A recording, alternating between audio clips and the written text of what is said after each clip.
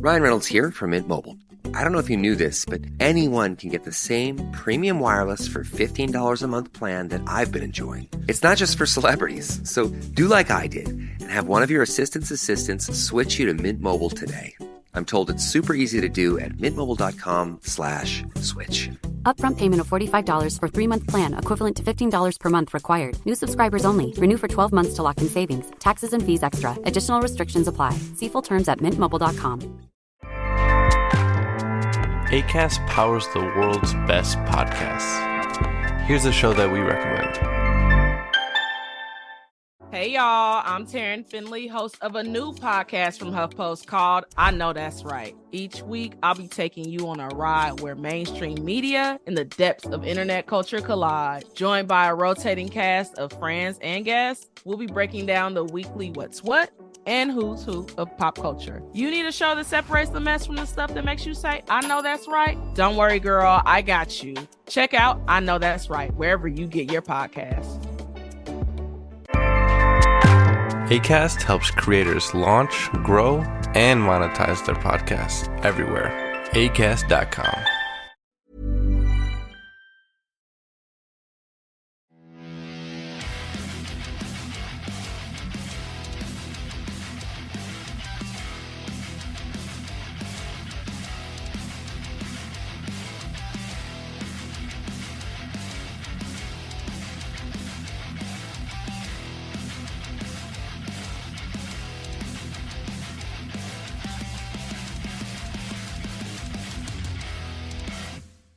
Hello guys and welcome to this week's episode of Heavy Metal Tones.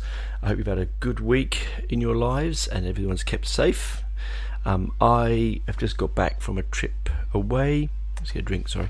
I had an episode recorded in the can for this week because I didn't think I'd get back in time, and I don't think it's quite the right one for this week. So on the way back in the car after a really enjoyable weekend away, I'm sort of having a conversation with a friend of mine, and we talked about how, hey, you know, you like black metal when it's winter, and sort of thought nothing of it and carried on driving. And I got back and I thought, you know, I wonder if that is something we could discuss on the show. Is music, particularly heavy music or music in general, is music seasonal? You know, you get seasonal music, but is it seasonal?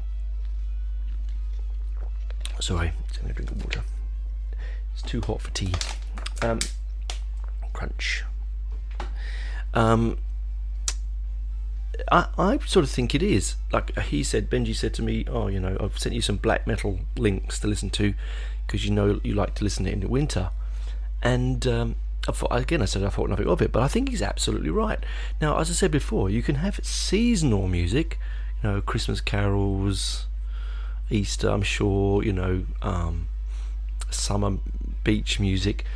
But do you, out there, listeners, do you think, oh, I can't listen to, let's say, I don't know, think of a black metal name off the top of your head, Burzum. I can't listen to Burzum because it's too sunny outside.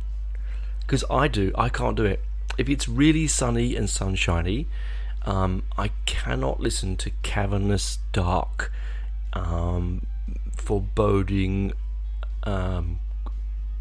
cold, creeping music, because even though I'm really into sort of delicious juxtapositions. You try saying that.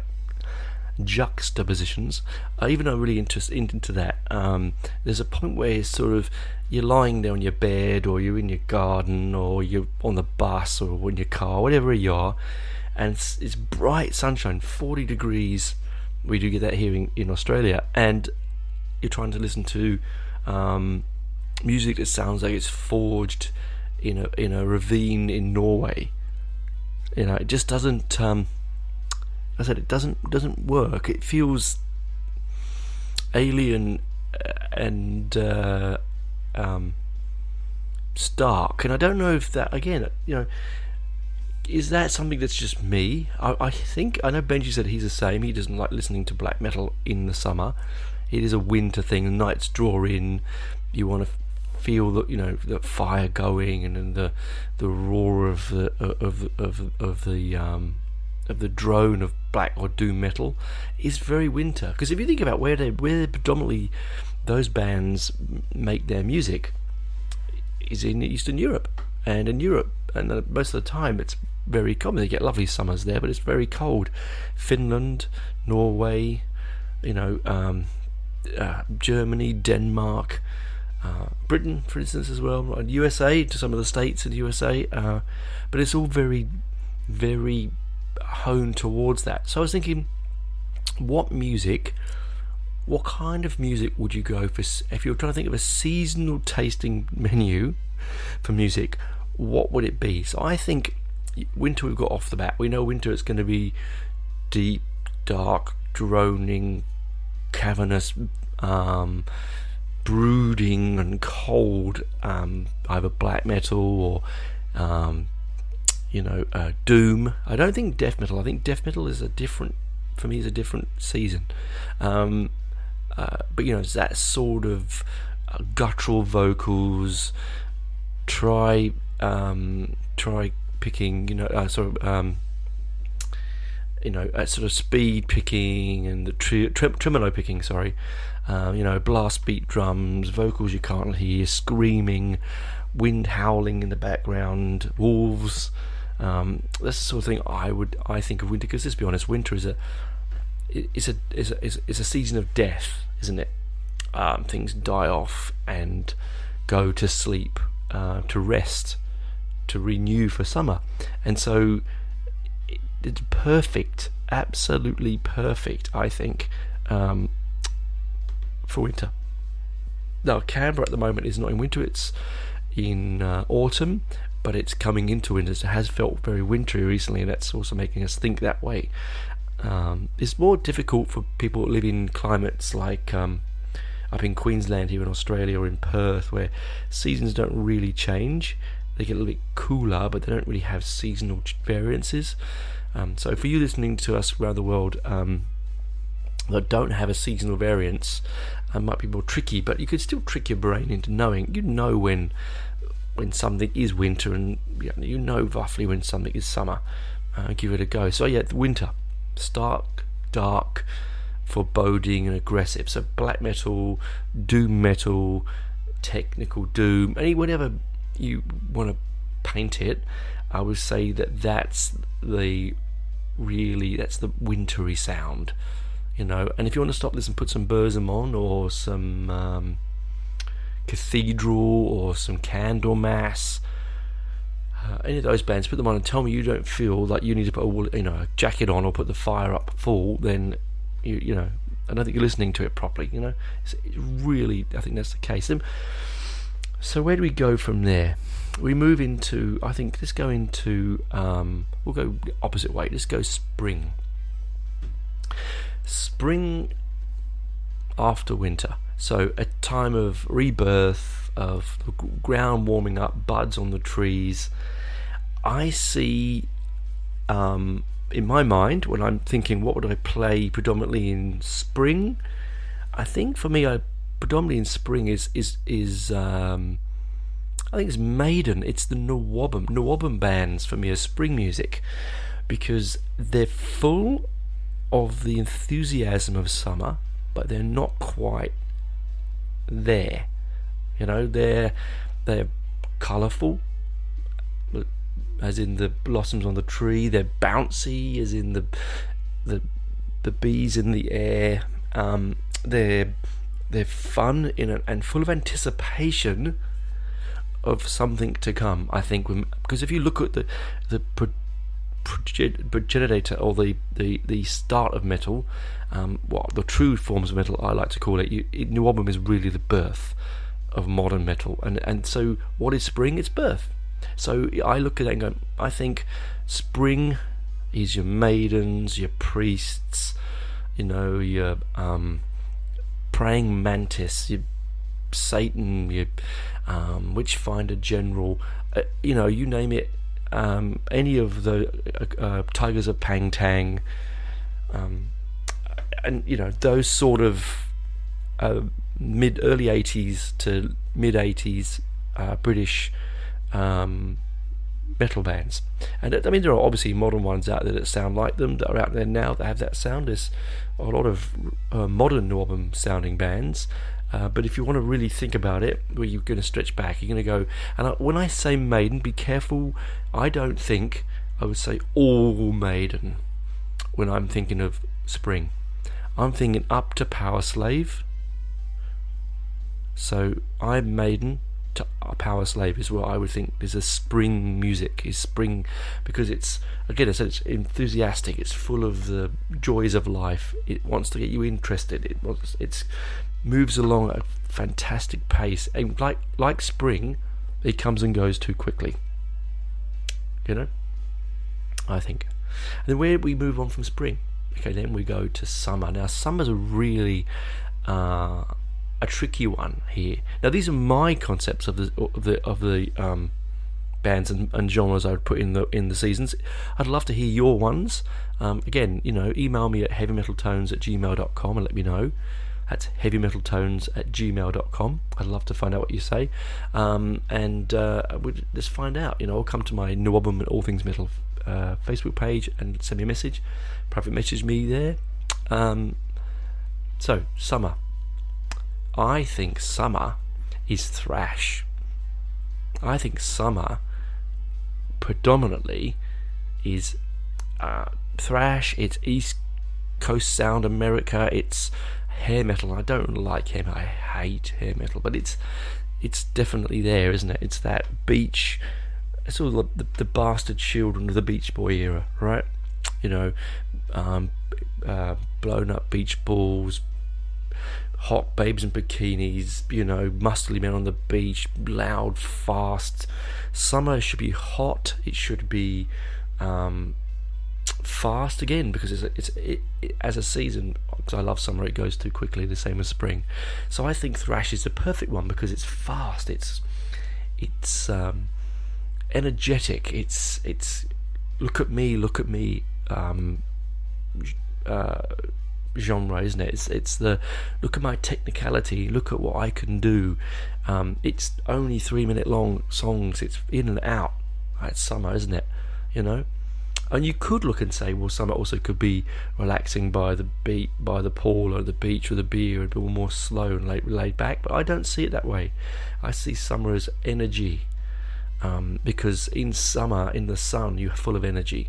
Whether it's hot or not, you could always find time to be energetic, and I think that is because you have million miles an hour riffs going all over the place, drums splashing on everywhere, vocalists are usually clean and easy to listen to. You got interesting, exciting artwork. The vibe is just fresh and fast, and I think that's definitely, I would say summer is definitely a thrash season. Definitely. Coming into autumn now, what would I do with autumn? Give me a second, I'm just going to get some water. Autumn. I think autumn.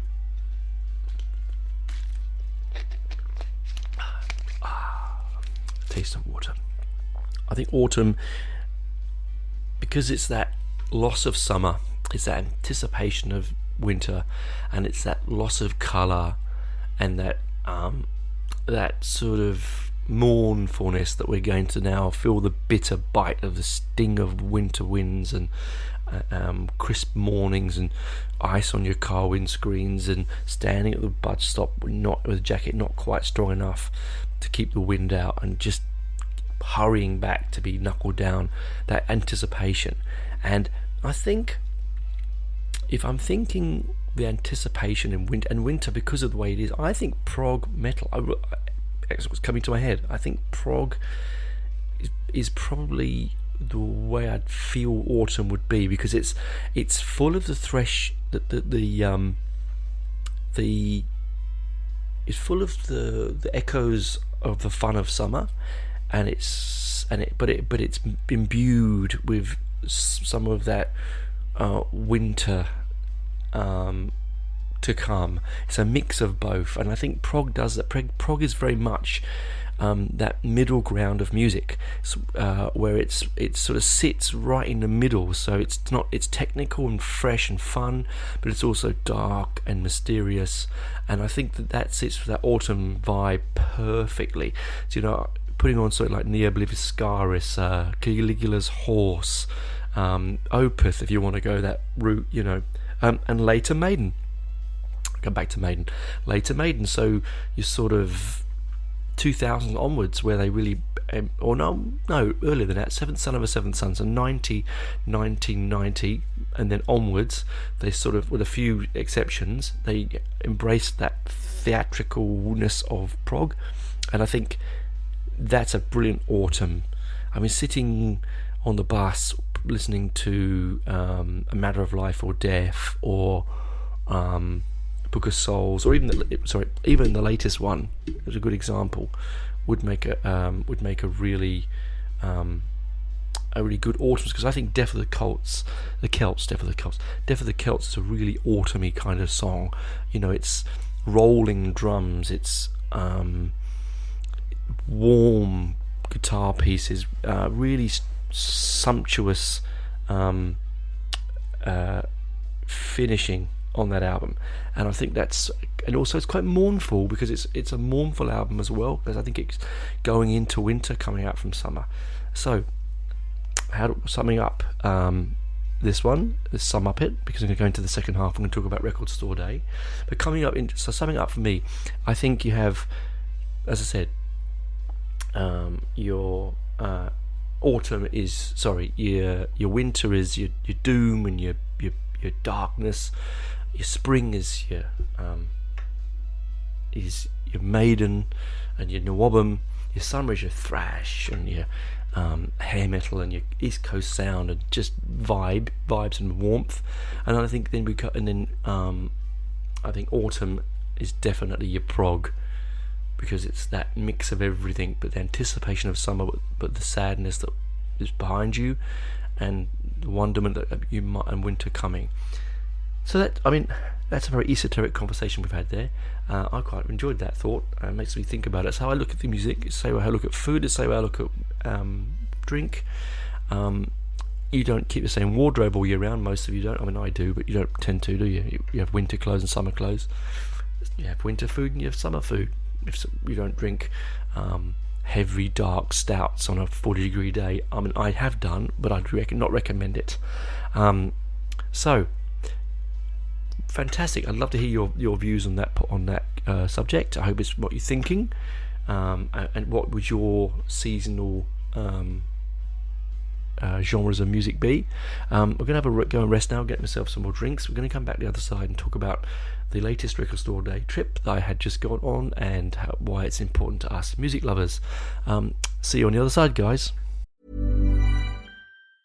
Why wait to see if you'll get something you like this Valentine's Day, when you can go to BlueNile.com and find something you'll love? Whether you're looking to treat yourself to a little winter sparkle or show a galentine how much you appreciate them, Blue Nile offers a wide selection of high-quality designs, expert guidance, and free 30-day returns for the ultimate peace of mind. You can even design your own jewelry. Right now, save up to 50% at BlueNile.com. That's BlueNile.com.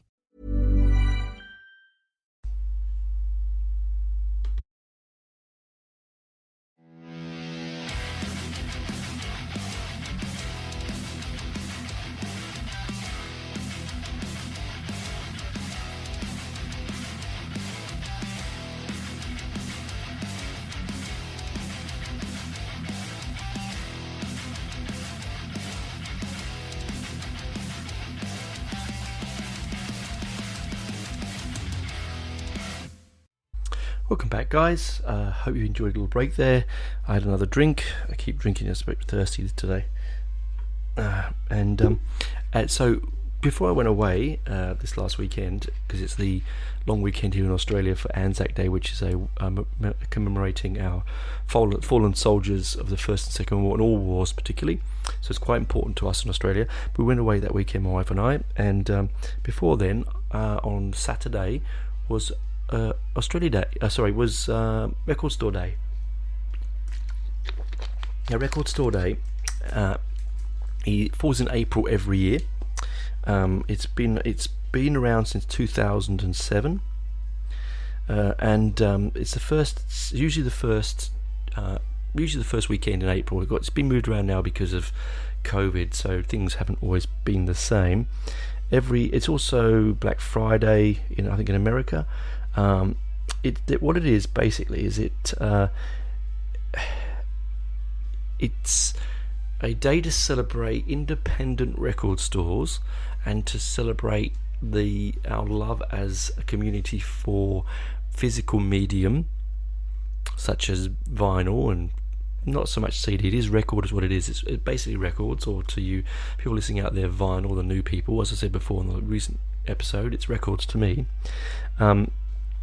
And it was originally pitched as an idea along with Free Comic Book Day, and it's sort of grown ever since. Now, we go to Land Speed Records here in Canberra, but of course around the country are thousands, around the world there are hundreds of thousands of independent record stores that participate in this particular day. To me, it's my Christmas day.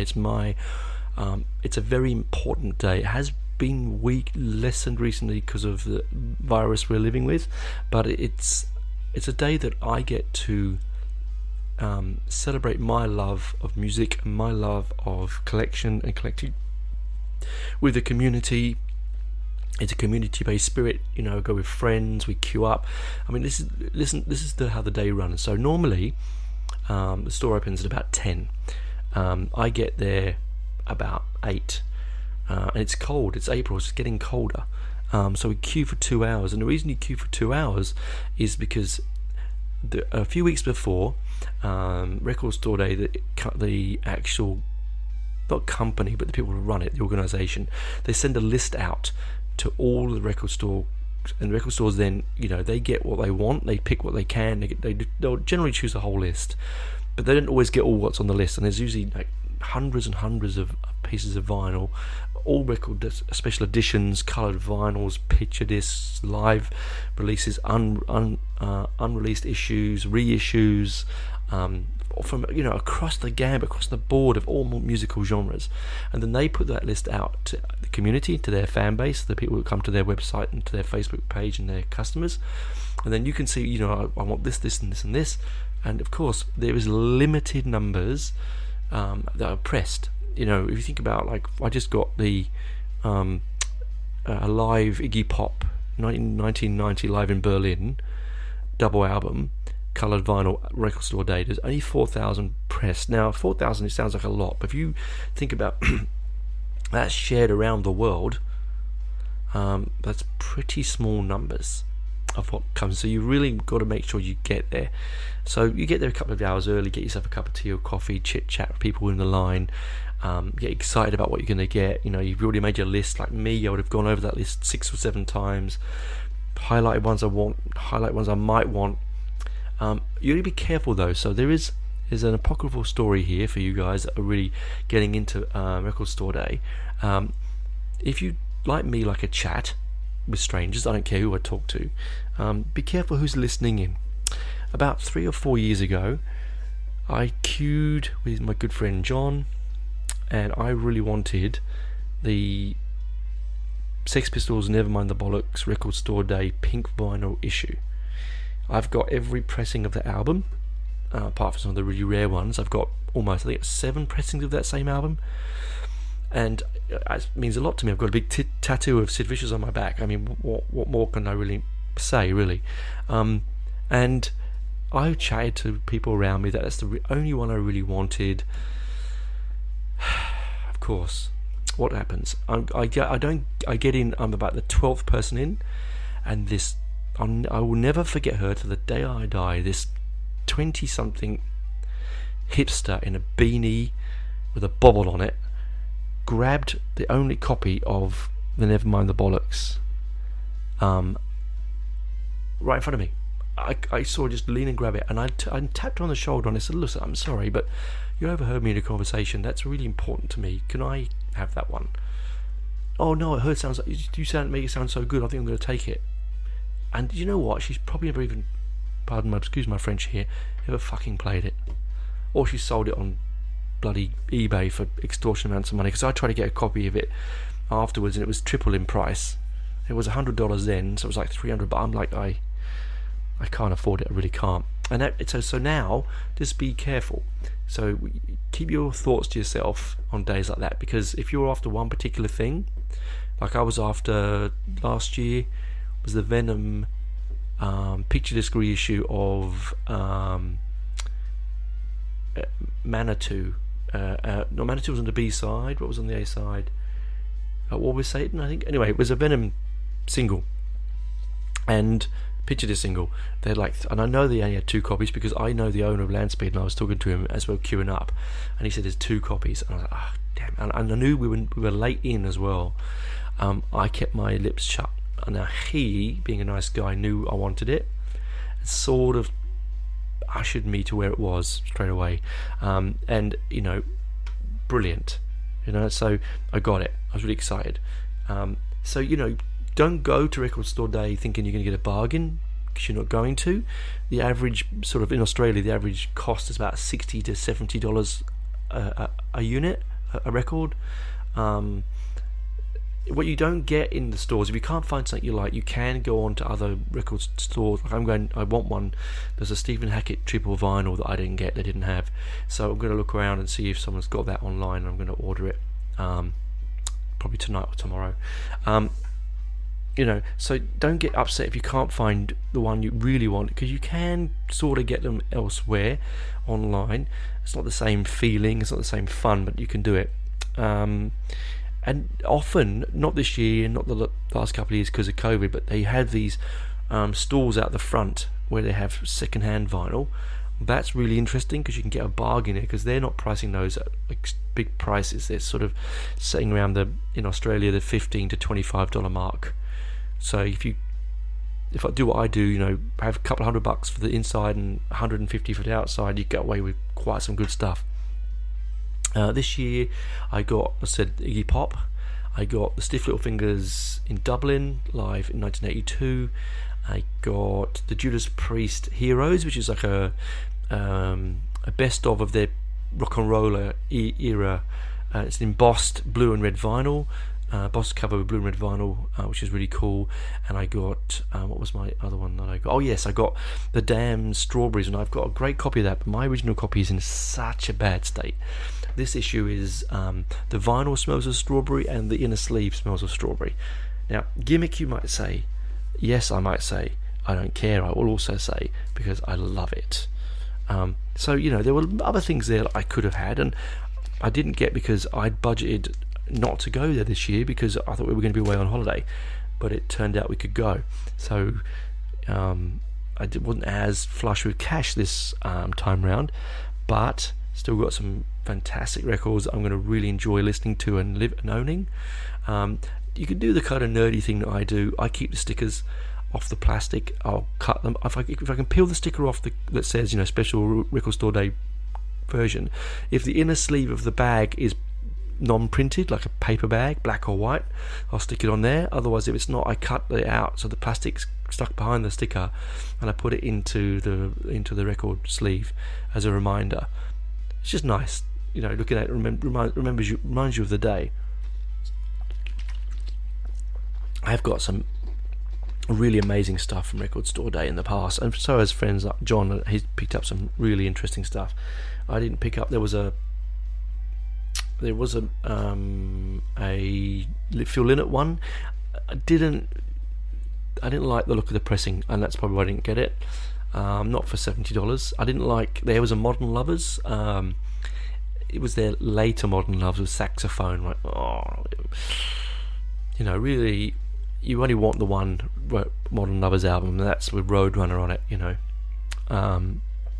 But it was Record Store Day. It's really important, guys, if you are music lovers, to back these sort of things, even if you don't really want to buy lots of vinyl or not a vinyl or record lover. You can still get CDs on Record Store Day. You can still go out there and support the store. These stores, without our support, they disappear. There is very little markup on records. They're expensive to store, They're expensive to import. They have to mark them up to make a good dollar on them. So when you get people go, I'm not paying $60 for a record. If you think about what you paid for a record when you were younger, it's probably the similar equivalent. As I told you before in the previous episode, I mean, I would probably spend 80% of my pay packet. As long as I have money to get the bus pass to get to work and lunch money, it all went on music. I'd like to say it went on women and pornography, but that would be partly true. You work it out yourself. But it really sort of it really is important. And everywhere you are, every city in the world will have a record store. So next year, I said first week of April, hopefully again. The list comes out, because this was the 15th anniversary this year, so there were some really cracking things in the list. Sadly, we didn't get it. Landspeed couldn't get most of it. So, hopefully, like he said to me, they might get some remaindered stuff, might come in later. I'm going to do some trawling tonight and see if I can find it elsewhere. I don't mind going overseas for it. There's a couple of pieces I want. I said the Stephen Hackett. There was a Blondie single. I think there was... from memory, there was a GBH coloured vinyl live album. So if I can find them, I will. Otherwise, it is what it is. That's record store day. That's the beauty. You catch what you can catch. So that's why it's good to go with a couple of friends, or a friend who's like-minded. He knows what you want. You know what he wants. You get into the scuffle and the hurly-burly of the store, because it's usually packed in, and the tables at the back of the store, like you do in Landspeed, and you have to sort of hope that you get your fingers on it. I mean, because you don't know if you're not the first 8 in. If you're 20th, 30th, 40th in, and you're like-minded, someone in front of you is like-minded, well, they're going to snaffle. They're going to snaffle the thing that you want. And there is a little bit. I've had record store day remorse. So you get it. You do. Not what you've bought, but what you missed out on. So, I get JOMO a lot. Very rarely do I get FOMO. If you don't know what that is, it's joy of missing out, or fear of missing out. But I do miss out if I get worried that I'm not going to get... Like, for instance, if there was a Iron Maiden special edition in there, I missed when Empire of the Clouds came out. I missed it.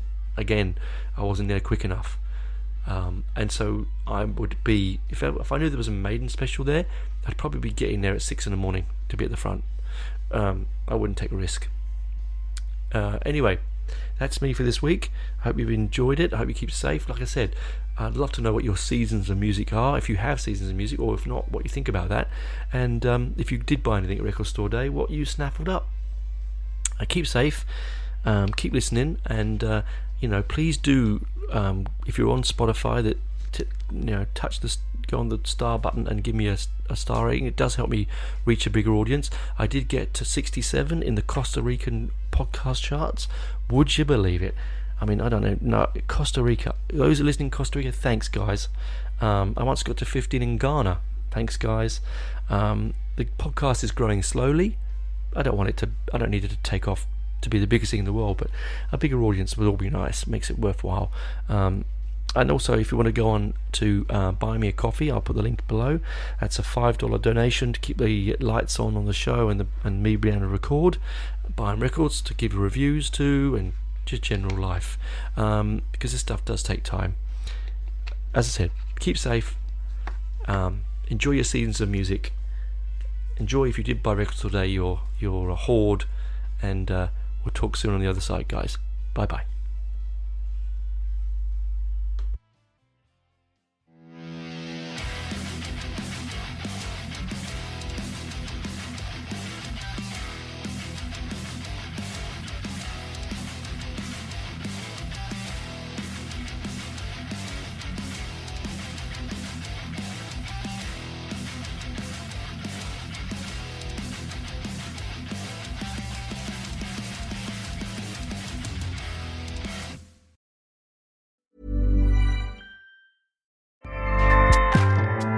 Acast powers the world's best podcasts. Here's a show that we recommend. Hey y'all, I'm Taryn Finley, host of a new podcast from HuffPost called I Know That's Right. Each week, I'll be taking you on a ride where mainstream media and the depths of internet culture collide. Joined by a rotating cast of friends and guests, we'll be breaking down the weekly what's what and who's who of pop culture. You need a show that separates the mess from the stuff that makes you say, I know that's right? Don't worry, girl, I got you. Check out I Know That's Right, wherever you get your podcasts. Acast helps creators launch, grow, and monetize their podcasts everywhere. Acast.com.